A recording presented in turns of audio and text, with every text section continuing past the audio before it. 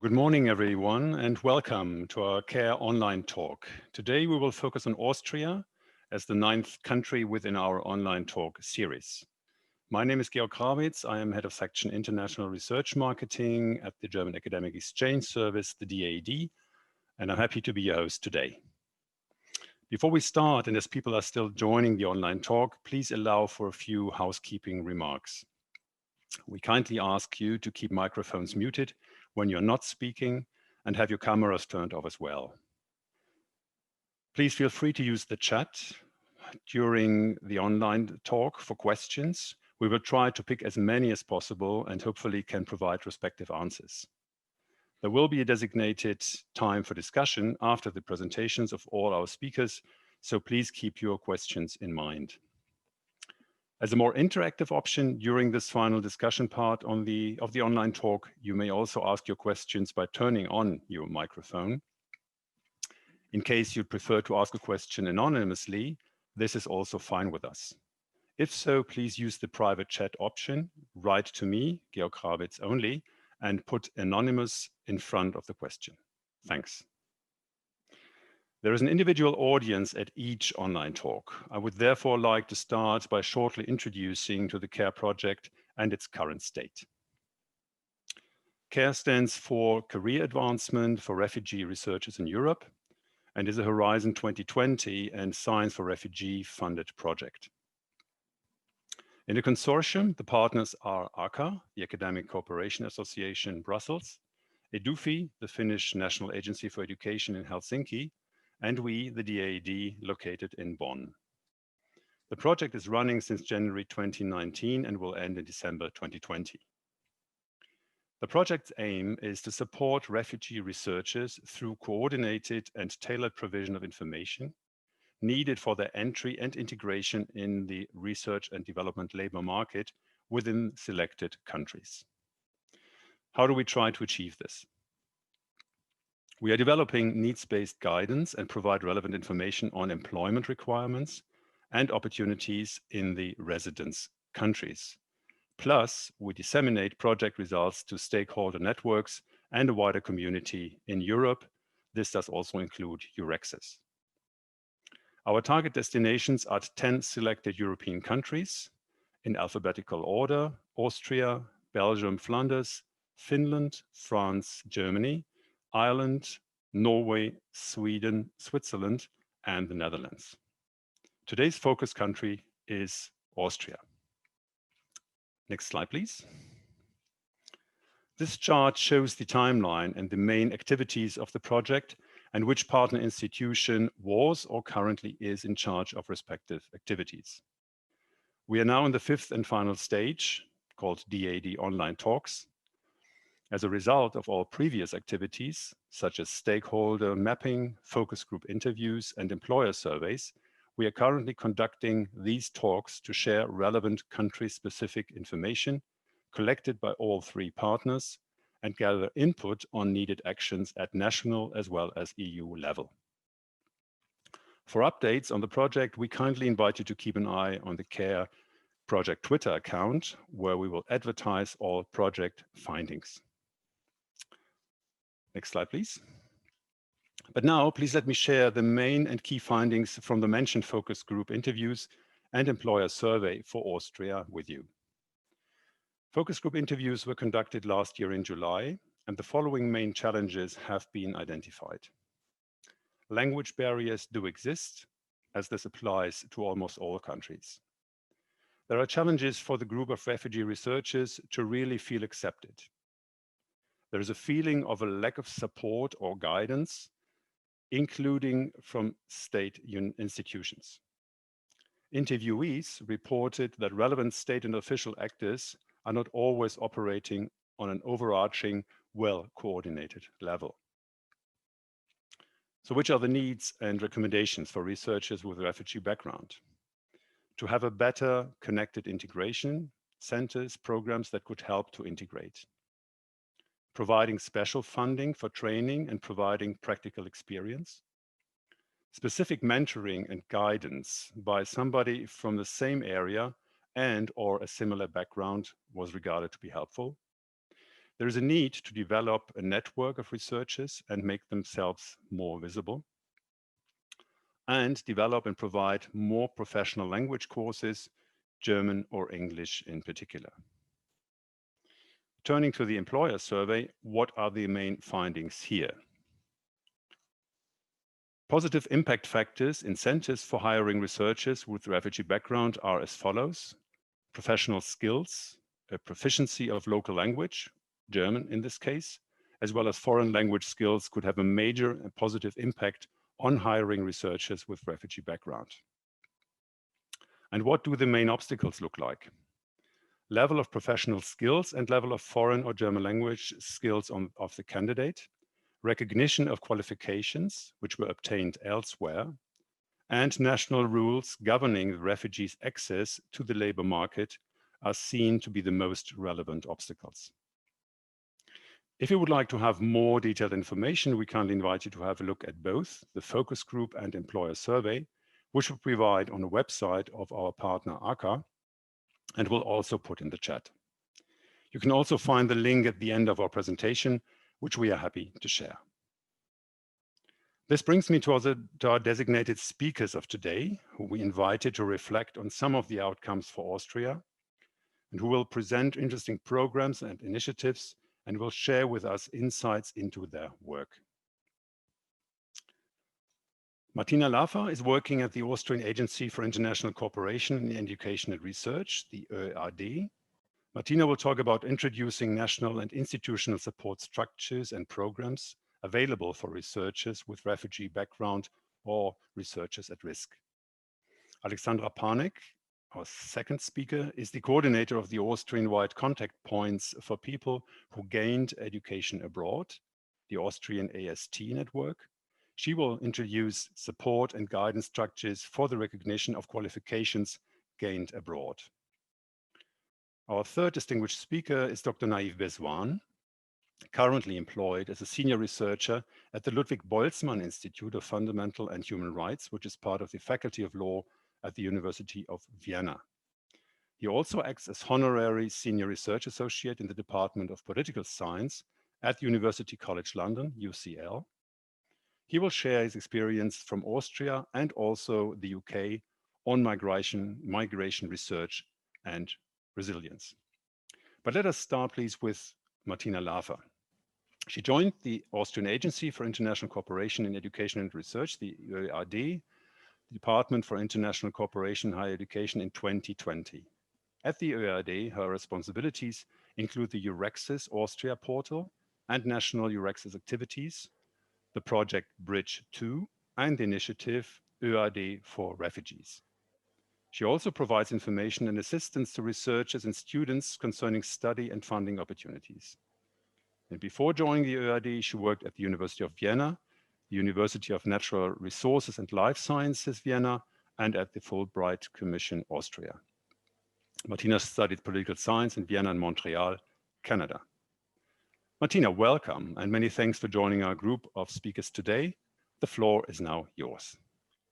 Thank you so much for this introduction and for the opportunity to speak and to join this talk today.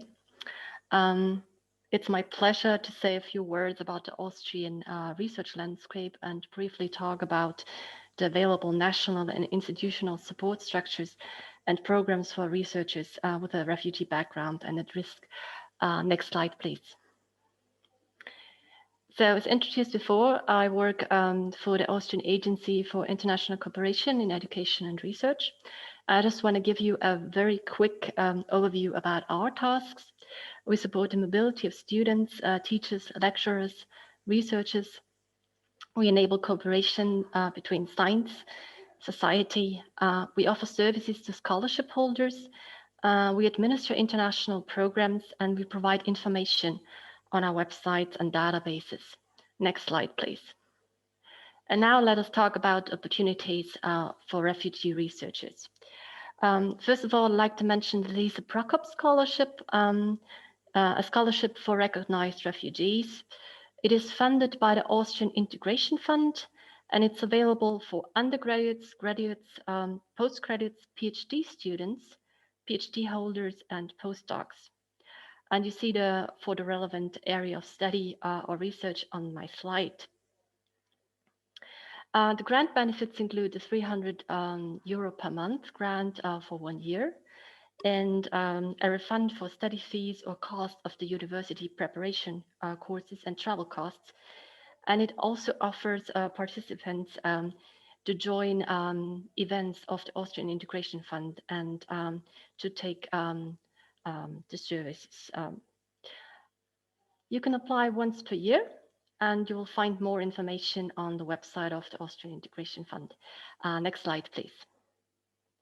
Austrian Integration Fund also offers support for bachelor, master theses, but also dissertations in integration. So if a scholar at risk happens to write her or his thesis on this topic, she or he can also apply for this grant. And you can apply once per year. And as I said before, there is more information available on the website of the Integration Fund. Next slide, please. So when it comes to scholarships and research grants in Austria, I would recommend you the database Grants. It offers more than 1,200 funding options and contains grants of all Austrian and other relevant funding organizations. And this database is, of course, available online. Next slide, please. So there is one support I'd really like to highlight are internships for refugees. The Austrian Academy of Science had internships, actually 22 internships with a length of 1 to 3 months for 20 hours per week, available for researchers at risk. And the aim of these internships was very clear. It was to increase and acquire knowledge by collaborating with colleagues in research units, as well as to develop contacts and networks. So I think that says a lot how really important these internships are. But I think when we talk about internships, we also have to talk about the long-term perspective of researchers at risk and refugee researchers. How can these internships really help refugees and researchers at risk to gain insight into academia, to have contacts, and to maybe also find contacts to find a job in the industry later on. Next slide, please. So there is another program I'd like to highlight in my talk is Mentoring for Migrants. This is a joint program by the Federal Economic Chamber, the Austrian Integration Fund, and the Austrian Labor Market Service. So the goal of this program is to really bring together experienced individuals from the business world, the so-called mentors, and people from a migrant background, the mentees, and help them become integrated in the Austrian labor market. And of course, there are certain requirements that have to be met, like the German level, the German skills. At least you have to have a B1 and unlimited access to the labor market and a valid and permanent residence title in Austria. So I will not go much into detail now. I would just like to say that you find more information about this program on the website of the Austrian Integration Fund. Next slide, please. So there's one really important program that I wish to highlight. It's the MORE program. The MORE program is an initiative by Universities Austria, the UNICO, and this program is for refugees, for asylum seekers, for recognized refugees, and for people who have been granted subsidiary protection and people who have been granted temporary leave to remain. So what is important about these programs is that they offer selected courses at state universities, so one can get an idea about the higher education system in Austria and what it is really like to study at an Austrian university. There are around 16 universities in Austria who take part in this initiative, who offer courses. They offer German language courses, but they also offer thematic courses, for example, in architecture, in computer science, but also in the arts. So I don't want to go into more detail here, but rather go on to the next slide, please, and say a bit more about more perspectives. This is also an initiative of universities of Austria, and especially interesting for refugee researchers because it gives them an opportunity to get in touch with peers at an Austrian university to share knowledge with an interested public. Yes, and you can apply on the website. And of course, I would also like to mention, I've been talking now about the offers of Austrian universities for refugees, but of course, the universities of applied science also offer services to researchers at risk and to refugees. So you might want to also check that out online. And now let me go to the next initiative of the OeAD, OeAD for refugees. That's an information platform on higher education for recognized refugees, asylum seekers, people who have been granted temporary leave to remain, and those who have been granted subsidiary protection. OeAD for refugees is available online. It informs about language classes, but also about initiatives of the Universities of Austria, about the MOOR program, and about initiatives of the Universities of Applied Sciences. It also informs about validation of an academic degree. And I'd also like to point out that this website will be relaunched soon, and more information for refugees will become available, including specific initiatives at universities and universities of applied science, as well as information on peer support networks. Next slide, please. Let me also briefly talk about EURAccess and EURAccess Austria. What is EURAccess? EURAccess is a platform for researchers, entrepreneurs, universities, and businesses to interact with each other. And that could be really particularly interesting for refugee researchers, as it really covers career development and mobility issues for researchers and entrepreneurs. And it allows universities and businesses to find the right talent and connects people, project, and funding. Next slide, please. So as part of the EURAccess network, the OeAD collaborated on the following projects. Bridge 2, which offers support to highly skilled refugee scientists, and EURAccess Top 4 initiative, refugee initiatives. So what we will be doing in the coming weeks is we will create a guide for refugee researchers and staff working with RRs. This guide will be available soon and will feature the most prominent findings of these two projects, including legal information and information on labor market integration. And this information will be also available on the Science for Refugees platform at EURAccess. Next slide, please. Last but not least, I'd like to show you what the EURAccess platform can do for you. You can search for jobs. There are roughly 279 jobs in Austria available for researchers now, and you can search for funding and get information about the European work environment for researchers. Next slide, please. And you can also find personal assistance. You can find assistance from national EURAccess portals and get personal counseling. There are more than 560 EURAccess service centers in about 42 European countries. Next slide, please. So what EURAccess Austria does is it informs you about entry conditions, about taxation, about social security, family-related issues, accommodation, and so on. So on our website, you find comprehensive information on living and working in Austria. Next slide, please. And you also find information on the Austrian research landscape.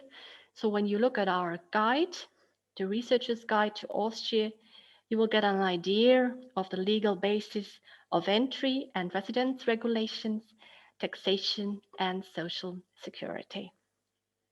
Next slide, please. I would like to also give you an idea about the career development tool that is available on our EURAccess portal. The tool features opportunities for working in the non-academic sector, gives you opportunities to train to skill training, resources, and information about the Euroaccess Career Development Center. That tool helps you to review existing skills, strengths, so you might want to have a look at that. The tool will also help you to identify what's important in your career, to plan to build your skills and knowledge, and it will also help you to consider a wider range of career options. On the tool, you will also find information on the labor market, and you will be able to read about career stories and case studies from other researchers. So next slide, please.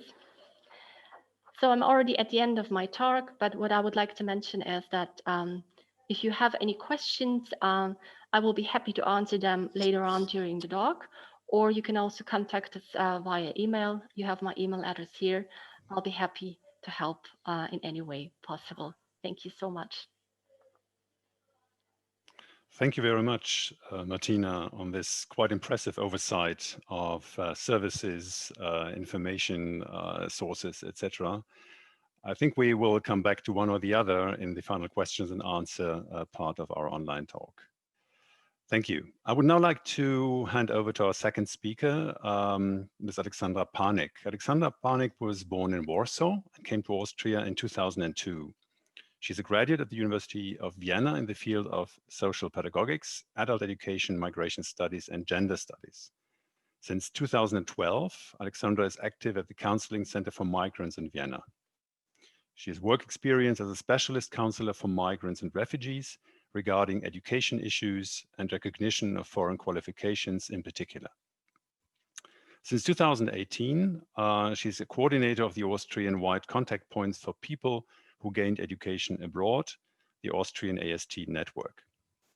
Alexandra, welcome and many thanks for being with us here today. We, and as I'm sure the audience will be very interested to hear more about what I've briefly mentioned, opportunities to finding the way into the Austrian labor market and support for recognition of qualifications. Alexandra, please.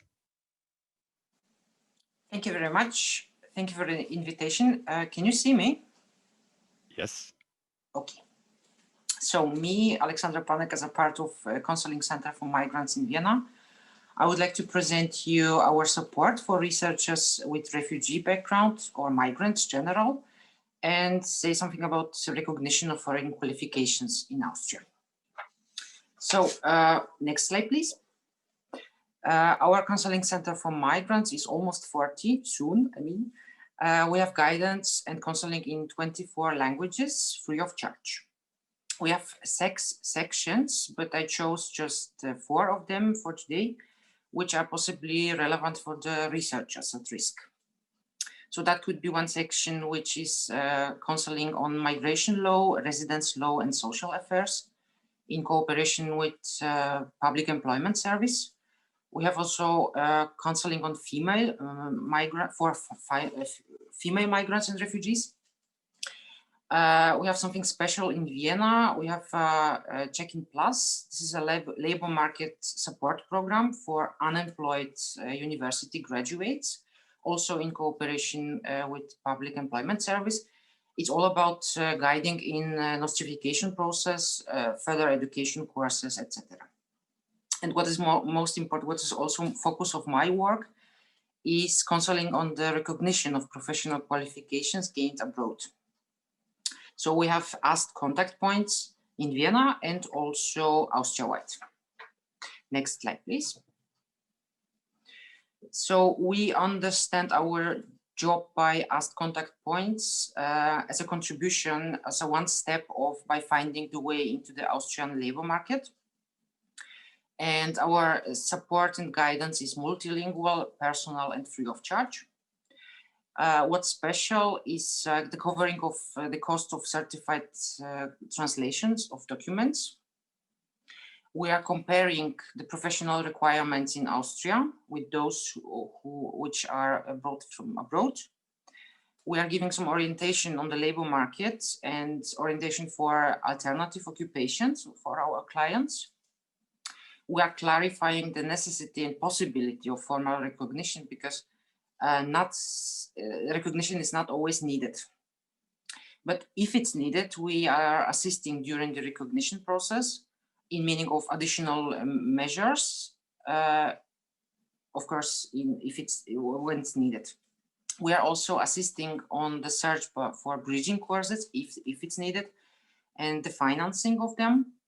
And what is most important for today for the refugees at risk, our job is also to ensure for everyone who needed assessment of the degrees from ENIC Austria, Ministry of Education.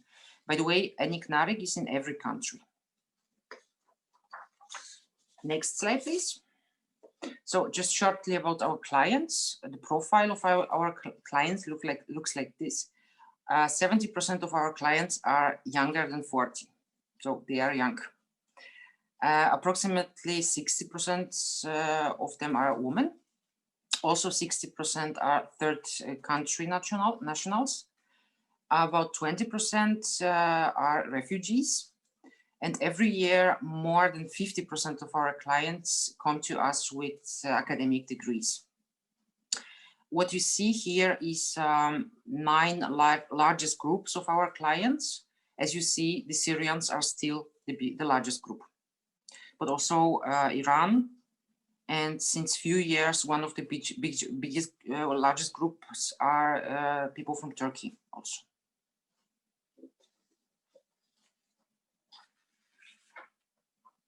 Next slide, please. So what are the obstacles to overcome for our clients? Of course, language skills, as mentioned.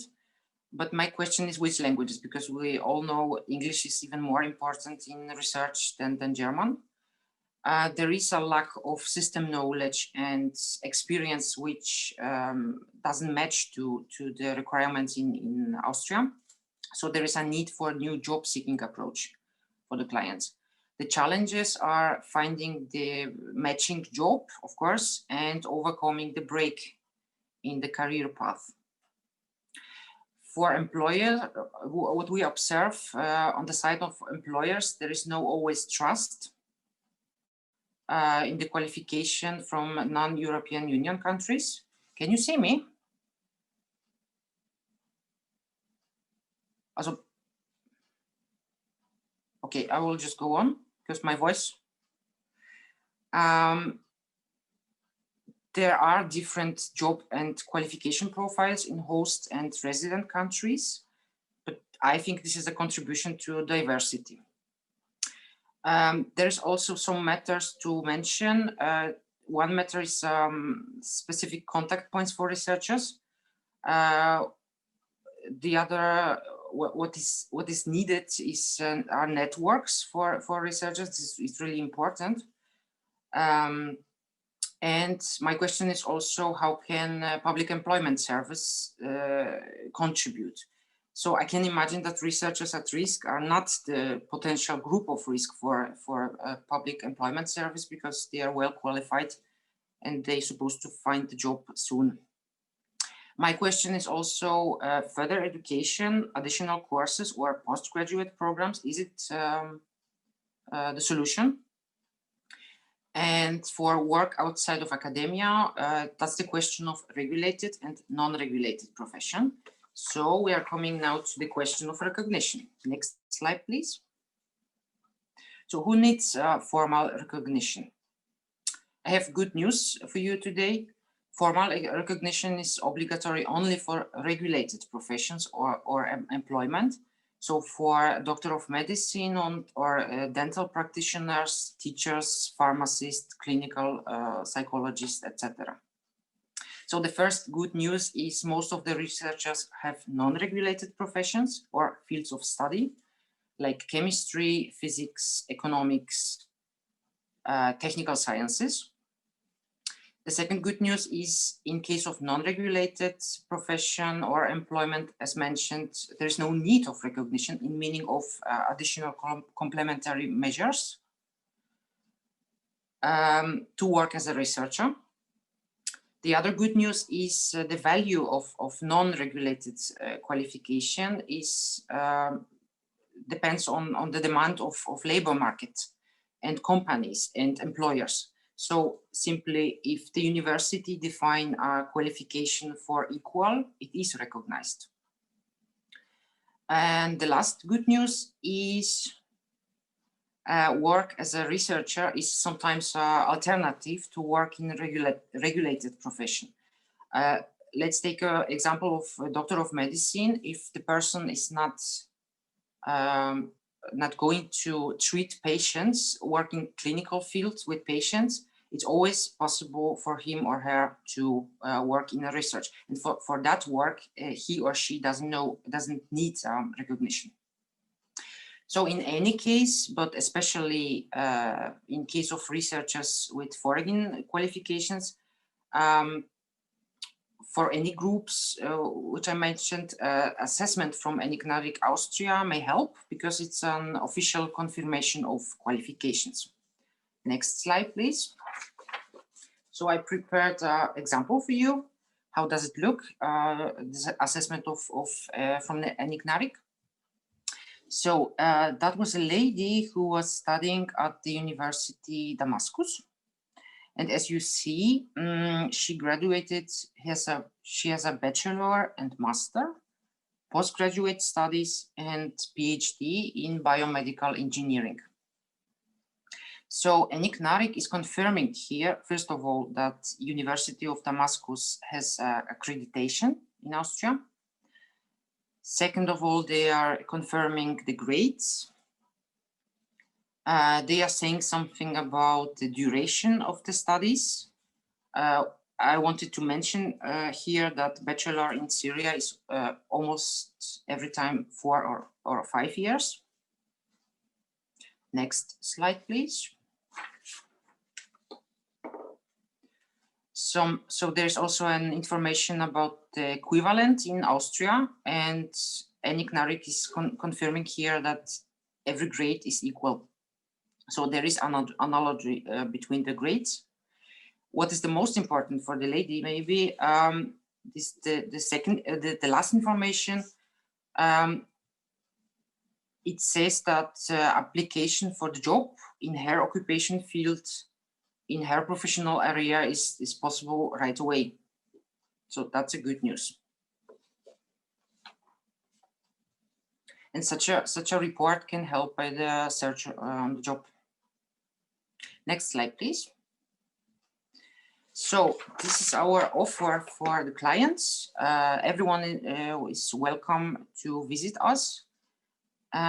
We have, of course, as mentioned, AST in Vienna and Lower Austria, but also they are AST contact points by our partner organizations in Innsbruck, Zemit, Graz, Zebra, and Migrare in Linz. Next slide, please. So I thank you for your attention. That's all, actually. For any general questions, don't hesitate to contact me anytime. This is also our website with the news and basics about recognition in Austria. So take a look. Thank you very much. Thank you very much, Alexandra, for this insight. I think we know from other countries as well that recognition of qualifications which were obtained abroad can be quite challenging. And you have pointed out some good news for those who are searching for this. Yeah, okay, thank you very much. It is now time to pass on to our third speaker, which is Dr. Naif Biswan. He will share with us his experiences from both Austria and the UK. Naif gained his PhD at the University of Osnabrück in Germany and is currently employed as a senior researcher at the Ludwig Boltzmann Institute of Fundamental and Human Rights, which is part of the Faculty of Law at the University of Vienna. And he also acts as honorary senior research associate in the Department of Political Science at University College London. He has worked, conducted research, and taught at different universities in Germany, Turkey, Austria, and the UK. Mr. Biswan has published on politics, the political system, and the modern history of Turkey, Kurdish politics and the self-determination conflict in multiple languages. His areas of interest include Turkish foreign and domestic politics, Kurdish politics and the self-determination conflict, the Middle East, intercultural studies, comparative migration and diaspora, political theory, and comparative politics. So really wide range of academic interests that you have, Naive. Welcome. Thank you very much for joining, and please take the floor. Thank you. Thank you very much for having me. Thank you for introduction. And thank you also Martina, Susanne, for their work and for the invitation. Next slide, please. These are the questions. These were the questions asked, and I have structured my presentation according to these questions. What concrete support is needed? Academics term, language training, support, practical terms, administrative, logistic, and financial, guidance, peer exchange, match making, what worked well in your case, and 3 takeaway message, if you like, for a better integration. I will try to answer this question, but really strictly based on my own experiences, lived experiences, and my observation. The next slide, please. I think, as the speaker made clear, a combination of financial, academic, logistical, and bureaucratic support mechanisms are needed to achieve empowerment and integration of refugee academics or academic at risk, under risk. The financial support in form of fellowships and or employment opportunities, or a combination of both, vitally important. So this is really a kind of prerequisite, necessary condition for everything that follows. It's also very important, essential, providing affiliation with a university or a research institution, and access to academic resources such as library and other facility. These are also have a significant importance, both for the continuation of knowledge production, research, and publication. Next slide, please. Language trainings already have been mentioned a couple of times as essential, acquisition of new skills, and also retraining for new jobs or for new careers, I think very, very important. I would say for early career researcher, that is really, that may be a good option, retraining. As many migrant or refugee academics or researcher either have no valid passports or have difficulties in overcoming bureaucratic barriers, it's very important to offer legal counseling and aid. This point also have been mentioned by Alexandra. It's very, very, and other speakers by Martina too. It's a very, very important point. Next slide, please. So specifically, in terms of my own experiences and observations, what worked well in my own case, if you like. Here is a couple of points. Fellowship and or short-term employment possibilities after an initial tough period of reorientation and arrival. I left country, Turkey, in November 2016. And then from November 2016 to June 2017, it was a very, very kind of, yes, tough period, reorientation and arrival. By the way, I am signatory of a petition for academics, Academic for Peace in Turkey, and I was dismissed from my position in 2016 because of my signature to this petition and because of an interview I given to a Turkish daily news. And I was done immediately after this interview. I was dismissed, and later per emergency decree, I was dismissed from my position and left the country for second time to London. It is very important in my case, collective action. With a couple of good friends, we founded in London a charity, a Center for Democracy and Peace in September 2018. And we have launched multiple projects in favor of academics at risk back home in Turkey and beyond. We were able to have support of the European Union and other organizations, and to launch a multiple very, very good, really very, very good projects. It's also important to be active, to remain active, give public lectures and seminars, organizing and participation in academic conferences and other events.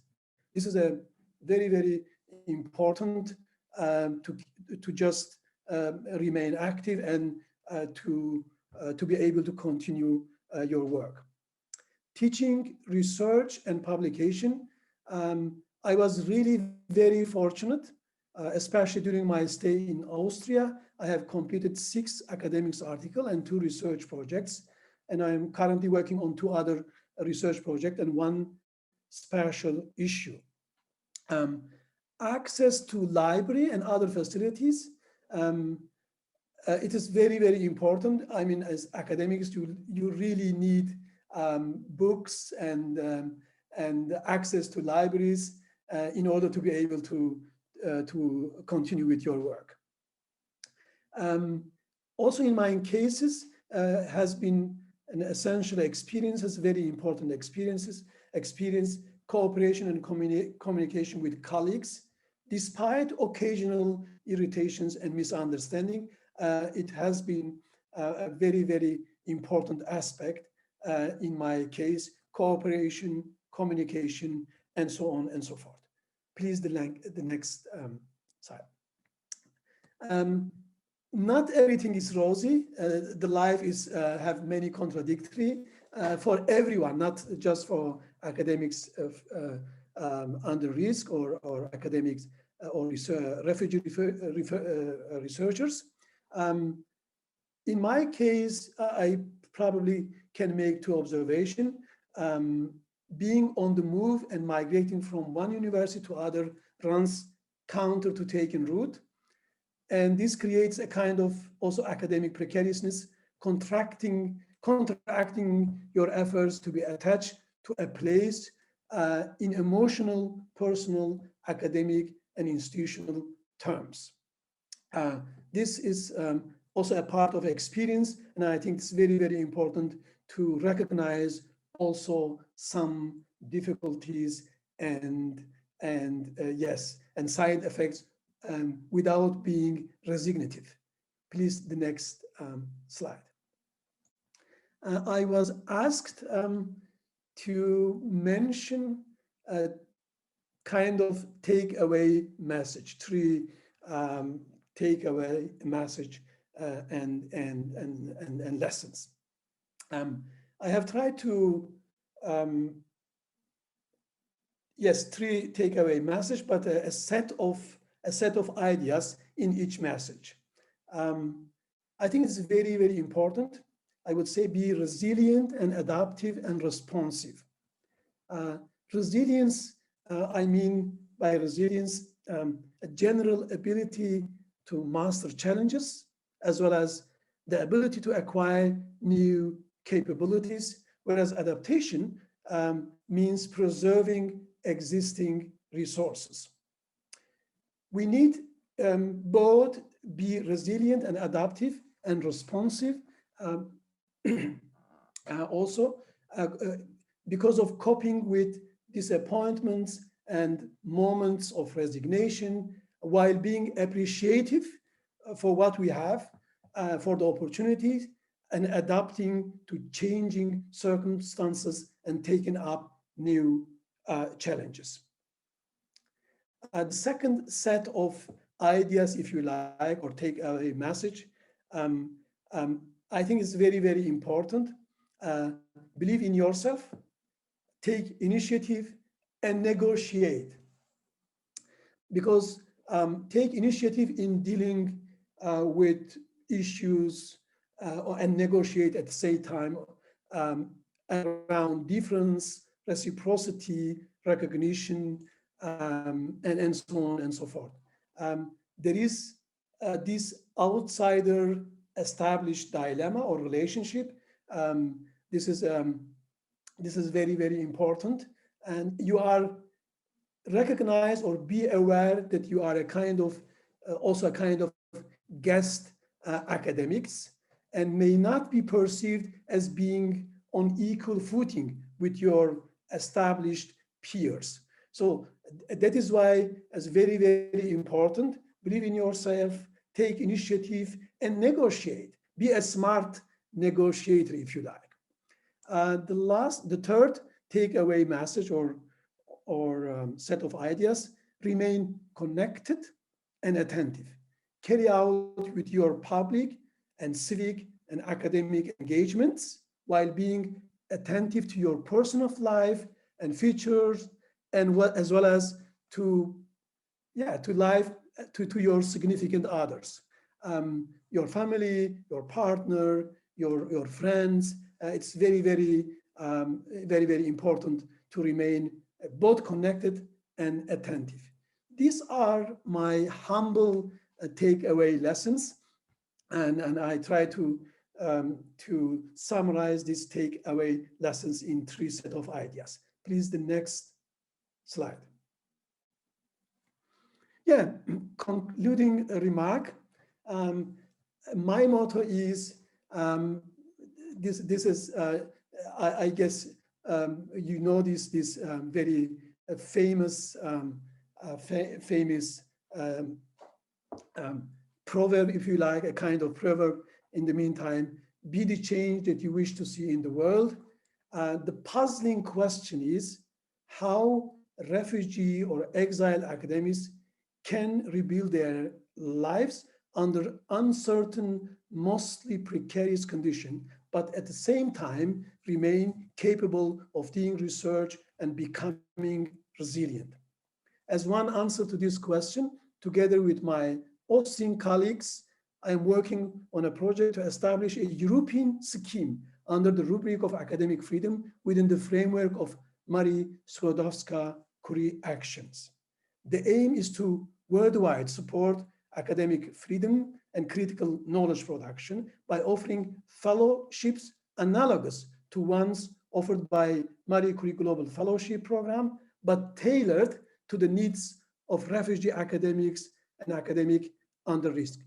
Thank you very much for your attention, and I am happy to get involved in a discussion with you. Thank you very much, Naif. I don't think these were humble recommendations, if you like. I think they were very, very concise, and what you have now given here on the last slide is even more outlooking towards the future. I think we all wish you very good luck with your application at the Marie Skłodowska-Curie Actions Program. Thank you once again. We have made a good progress, really, in Austria. Okay. Good. We keep our fingers crossed. So many thanks again to you and all our speakers. I would now like to open the floor for questions and discussion, and would briefly like to mention again the housekeeping rules. So if you have any questions to the speakers, please feel free to either ask now by raising your virtual hand, unmute your microphone, and share your question with us. Alternatively, please make use of the provided chat function and put your question in there. And in case you would prefer to ask something anonymously, that's also possible. please use then the private chat option, which this tool gives. Write to me, Georg Krawitz only, and put anonymous in front of the question. Many thanks for this.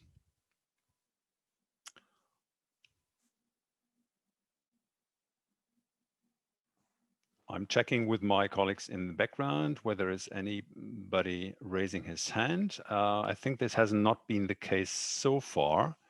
So I may ask maybe a question that came up through this kind of this online talk and the others which we had before. What we have experienced in the project is that the research landscape in each country is very different. So in some countries you have the majority of research happening at universities or higher education institutions only. And then you have other countries where there's a strong and a very, very lively research landscape. For instance, in Germany, we have the Max Planck Society institutes, Leibniz institutes, and so forth. With regard to Austria, what are the main chances and the main challenges to find his or her way in the Austrian research landscape? Maybe one of our distinguished speakers would like to comment on this, if possible.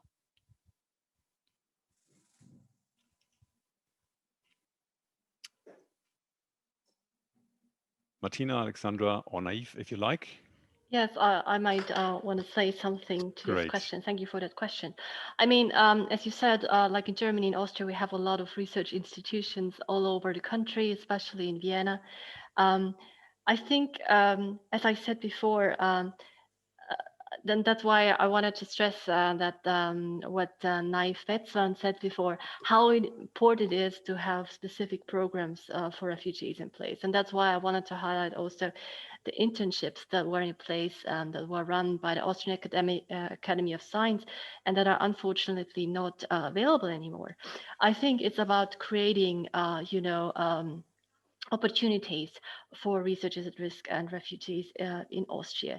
And I think there are opportunities. I would really like to encourage people, to sign up for the More Perspectives program, and reach out to universities and make sure that,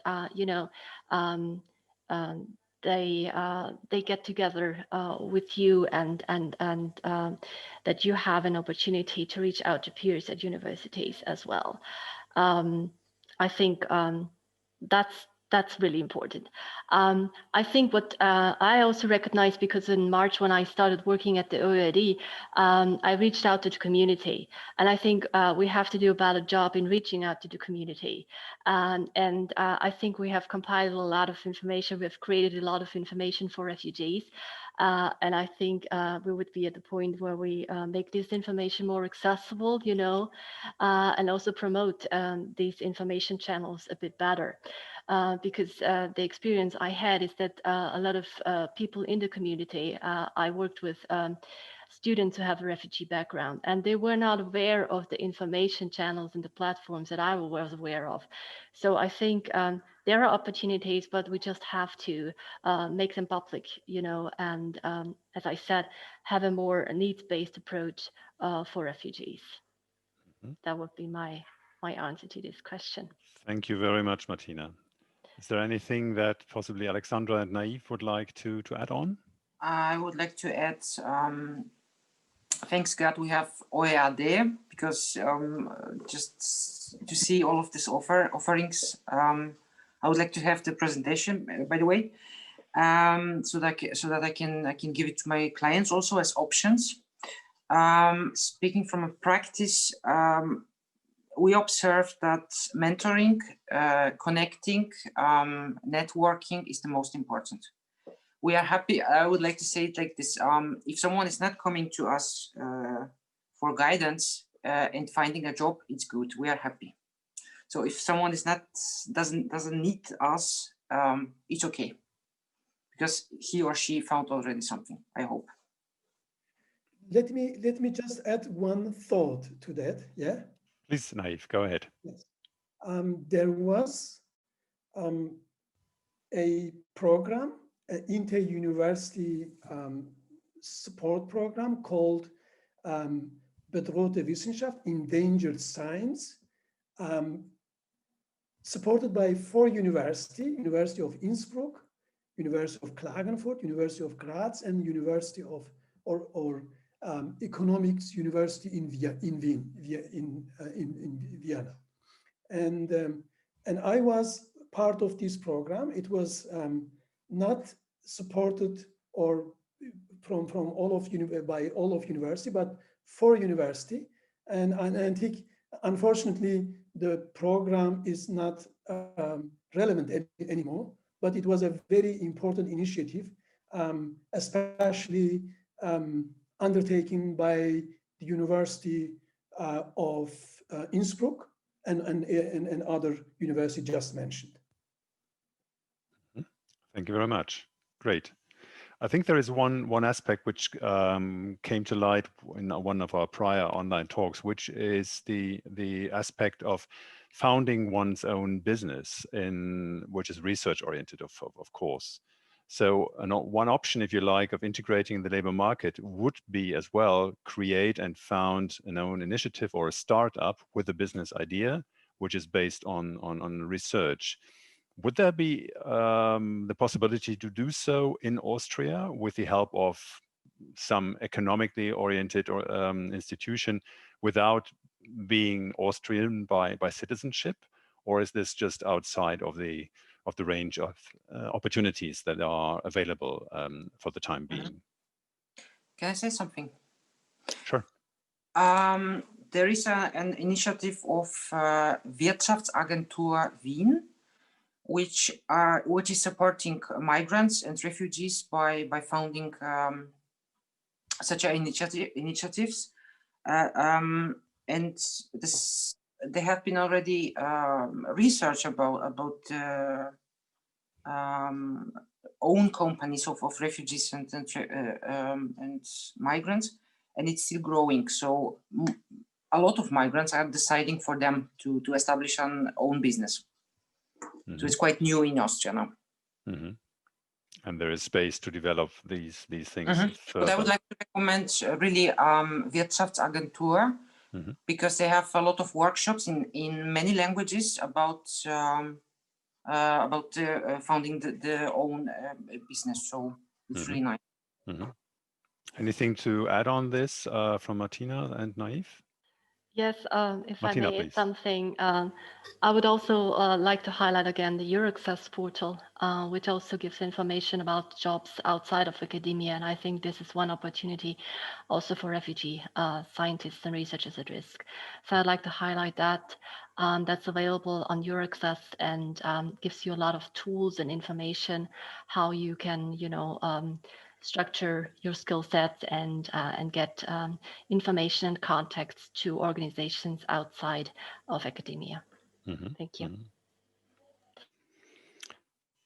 Another aspect that was mentioned in the course of the project, which now lasts for close to 2 years, was that the skills and attributes that researchers at risk bring with them from their own culture, from their own countries, can benefit also to the environment, so to say, in the countries. But to make them flourish, to make them really visible and a kind of added value for the institutions they may work on, it was sometimes mentioned that there would be the need for a kind of coordinated approach. What do these people bring, and how can we match what they bring with them from their origin with the demand or with possibilities to develop things further in the host country? I think that is an aspect that was mentioned in the context of that we have in a couple of countries, and Austria I think is a very, very good example. There are a lot of initiatives, but at least some of the interviewees which we had said a better coordination would be good in general, and possibly also with having a closer look at what people bring with them and whether this can flourish further in the host country. Maybe there is an example that you have at hand from your own experience meeting these people, and would you really say, oh, this person brings something with him or her that could not easily be found in a with a researcher, let's say from with an Austrian background. Is there something that came across you recently?